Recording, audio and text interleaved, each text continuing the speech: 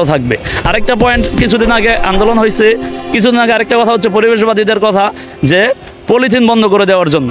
হ্যাঁ, পলিথিন বন্ধ করে দেওয়াটা অবশ্যই যুক্তিসঙ্গত কথা, কিন্তু পলিথিন আপনি বন্ধ করে দিবেন ওয়ার্নিং দিয়ে যে আপনারা পলিথিন বন্ধ করে দেন, 3 মাসের মধ্যে বন্ধ করে দিবেন, কিন্তু যারা এই পলিথিনের কাজের সাথে সম্পৃক্ত তাদেরকে আপনি বিকল্প কোনো কাজের ব্যবস্থা করে না দিয়ে কেন আপনি পলিথিন বন্ধ করে দিবেন?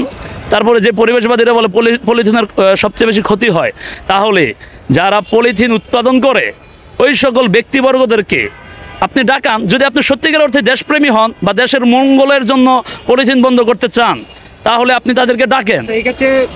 পাটের যে একটা পলিথিন, আচ্ছা হ্যাঁ, আমি এটা এক্সপ্লেন করতেছি যে আপনি যারা পলিথিন উৎপাদন করে তাদেরকে আপনি ডাকেন, ডেকে বলেন যে আমরা পলিথিন বন্ধ করে দিতে চাচ্ছি, আমরা আগামী এই 3 মাস বা 6 মাসের পরে পলিথিন বন্ধ করে দেব। আপনারা যারা পলিথিন ফ্যাক্টরির সাথে সম্পৃক্ত, তারা যদি আমরা নতুনের একটি পলিথিন নিয়ে আসতেছি বা ব্যাগ নিয়ে আসতেছি, তা আমরা বাংলাদেশে ছাড়বো। আপনারা যদি এই ব্যবসার সাথে সম্পৃক্ত হতে চান, তাহলে আপনাদেরকে তার দায়িত্ব দেওয়া হবে। আর যদি সম্পৃক্ত হতে না চান, আপনাদের অন্য কাজের ব্যবস্থা আপনারা করে নেবেন। তাদেরকে মূলত সুযোগ দিয়ে পরে আপনি পলিথিন বন্ধ করেন, কিন্তু তারা ওইটা না করে, তারা মূল উদ্দেশ্য হচ্ছে তারা পলিথিন ফ্যাক্টরিগুলো বন্ধ করে তারা নিজেরা ফ্যাক্টরি তৈরি করবে এবং গরিব মানুষদেরকে সরাই দিয়ে তারা নতুন করে ব্যবসা করবে।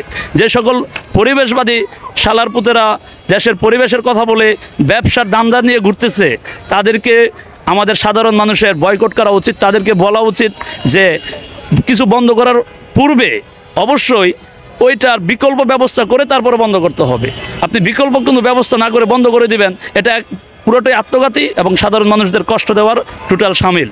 তাই আমি বলবো, অটোরিকশা বলেন, পলিথিন বলেন, যে কোনো পদক্ষেপ নেওয়ার পূর্বে এটার বিকল্প একটি ব্যবস্থা করতে হবে, তারপরে আপনি বন্ধ করেন। আপনি যদি দেশপ্রেমী হন, দেশের মঙ্গলের জন্য কাজ করেন, তাহলে অবশ্যই এমন কিছু সিদ্ধান্ত নেবেন যেটা সবার জন্য মঙ্গলজনক।